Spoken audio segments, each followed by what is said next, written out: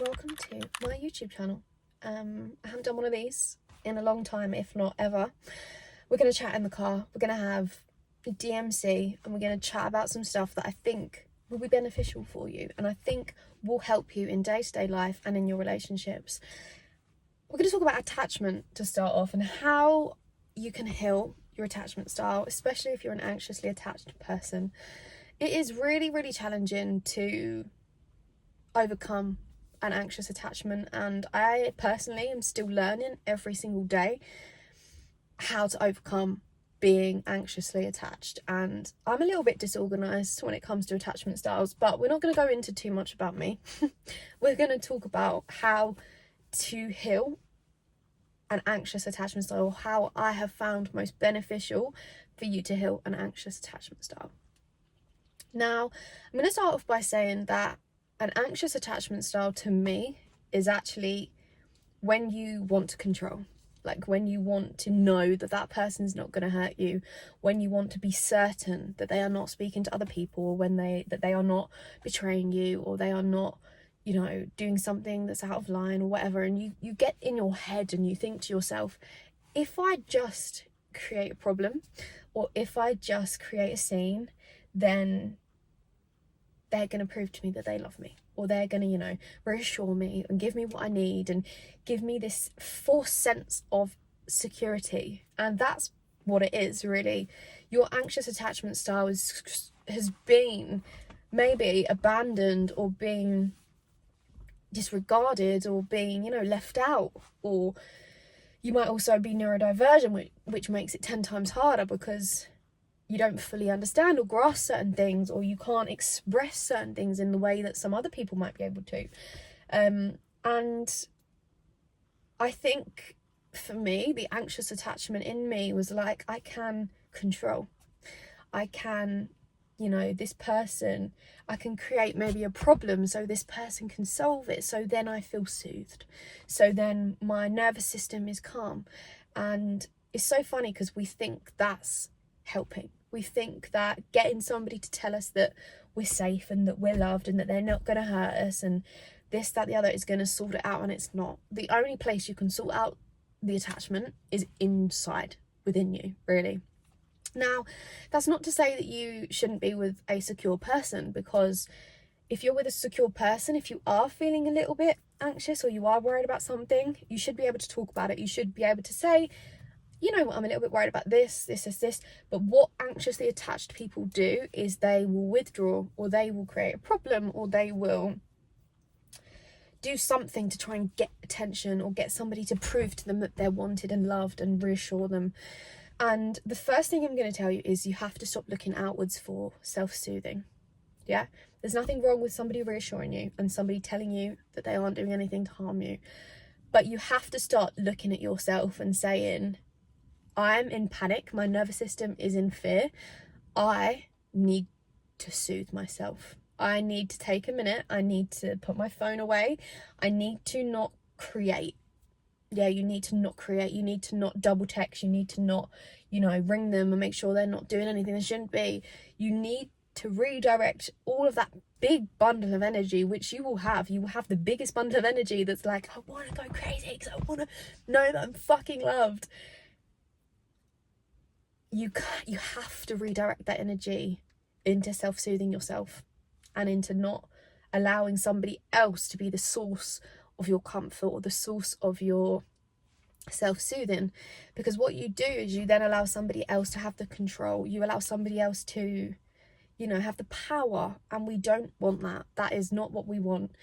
So that's that. You need to learn to self-soothe. You need to learn to take a moment when you're in that anxious state and your body is in fight or flight, and it's just feeling angry, and it's feeling abandoned, and it's feeling all these big emotions that you want to let out because you want somebody else to soothe them. You need to learn to soothe them yourself. And if you want any tips or ideas on self-soothing, you let me know and we can do a whole fucking video on that. Yeah. The next thing is let go of the idea that you can control. Okay, we think that we can control. We think that if we tell them to stop doing this, or we tell them to, don't do that, or let me check this or check their phone or whatever, then it's going to give you what you want. It's going to give you this false sense of security that you need to give yourself.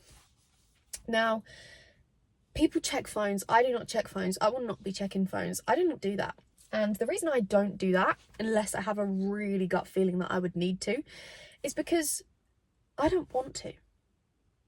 And it's only, I would say, recently that I've come to the idea that I don't want to know what's on your phone, and I will trust you. And if you then decide to hurt me or cheat on me, I will find out.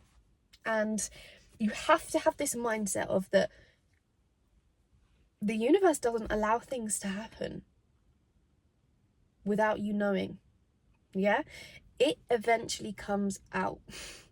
If somebody is cheating on you and hurting you behind your back, the universe works in powerful ways, and you will always find out. Women are the most intuitive things out there. You will get a gut feeling. You'll get a gut, that's not right, that doesn't sit right. And if you then want to check, you check. Yeah? But what I'm saying is, the consistent controlling is not giving you real security.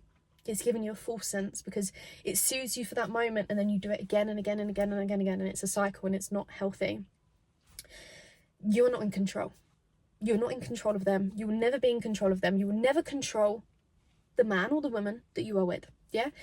And the best thing that you can do for your relationship is let them be who they are. Let them be who they are. Let them abandon you. Let them hurt you. Let them cheat on you. And if they do those things, no amounts of calling them, texting them, checking their phone is going to stop them doing those things. And you have to stop doing them. Because not only are you ruining if your relationship is good and they aren't hurting you and they aren't cheating on you and they aren't giving you bad vibes, you're ruining something that's good. You're self-sabotaging, and you don't need to do that. Yeah? So let go of the control. Let go of trying to control it. Let go of trying to, find something wrong. Because that's what you're doing. You're trying to find a reason as to why they're going to abandon you one day, and they're going to leave you, and they're going to, hurt you. You're creating all these things in your head that probably aren't true most of the time. So let go of the need to control. And that is hard. That is really hard. And it's something that I am still learning to this day, and still progressing, and still, I still get bouts of times where I feel that way and I feel anxiously attached, and that's normal. It's normal. But letting go of the need to control somebody else, letting go of the need to control where they go, who they talk to, what they do. If they want to do that, let them. If it crosses a boundary for you, tell them. If they consistently do it, leave them.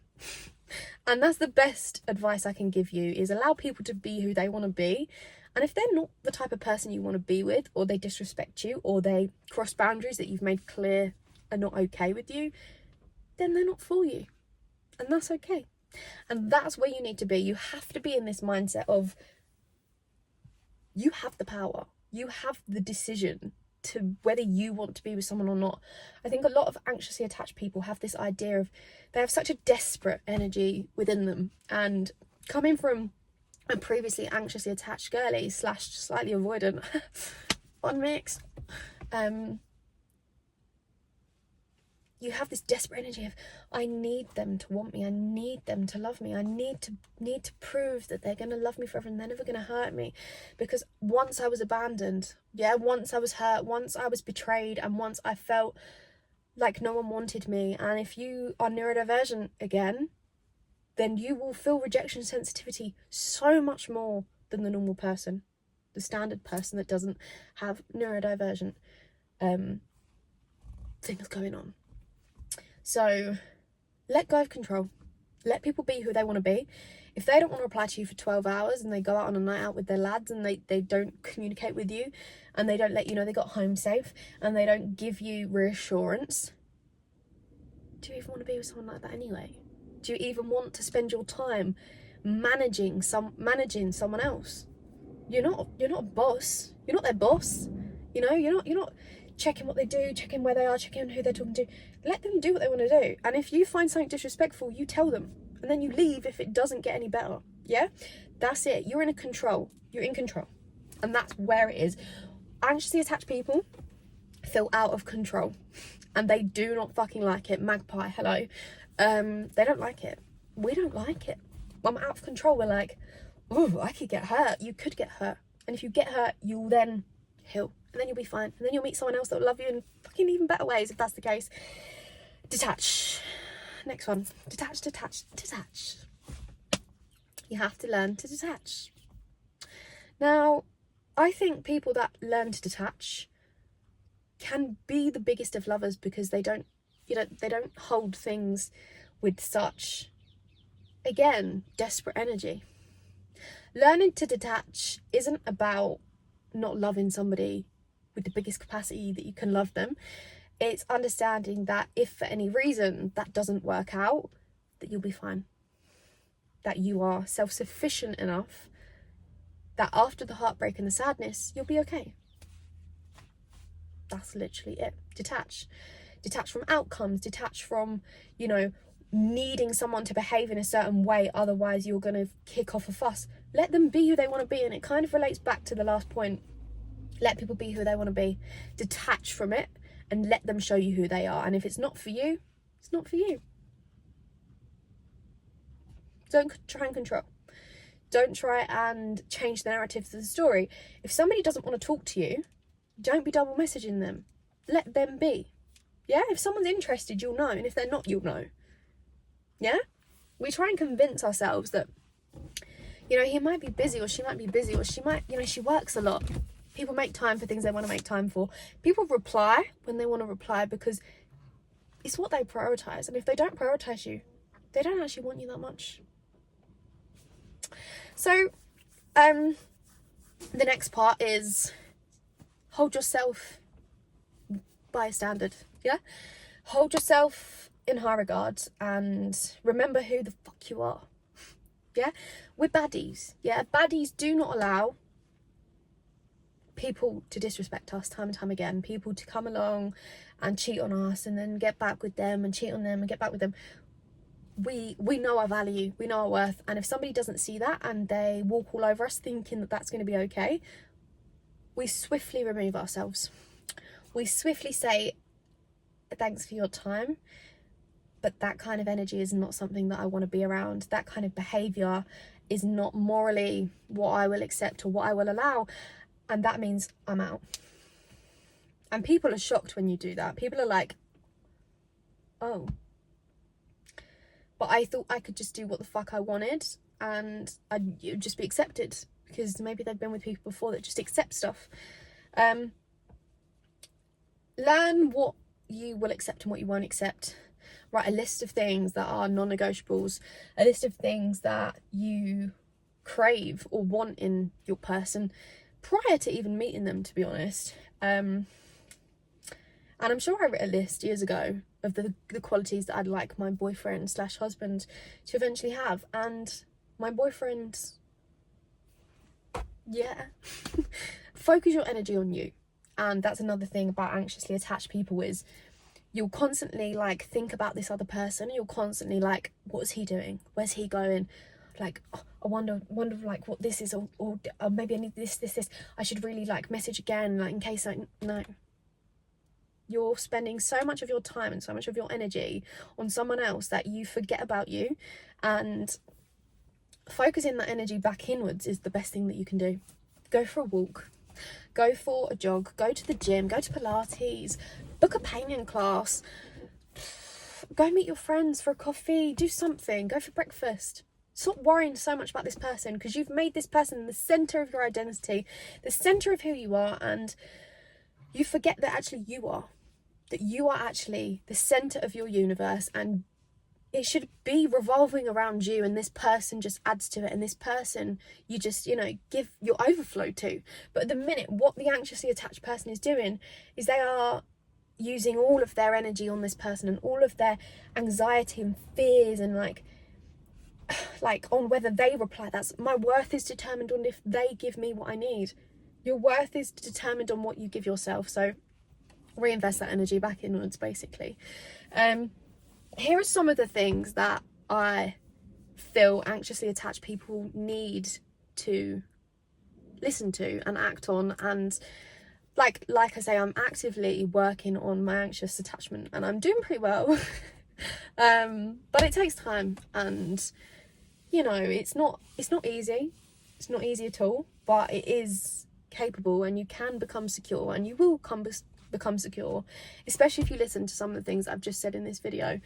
And let me know how you get on, because do you know what, like, I love hearing how people feel, and especially on my TikTok, I love like listening to people and they're like, oh, this has really helped, or this has really made me feel, you know, more at ease, or I've been doing this for myself. And I actually love hearing what other people feel, and love that something potentially that I've said has given them some form of hope, or given them some form of spark of inspiration or idea. And it brings me so much happiness and so much joy, and I genuinely feel this kind of thing, and a platform and TikTok and everything that I do extra to my normal day-to-day jobs that most of other people do too, gives me so much energy and so much love. And I'm just really grateful for anyone that's watched this and has, you know, commented or liked, just being a support, because, you know, it takes a while to create these and edit them myself, and I'm also working full-time,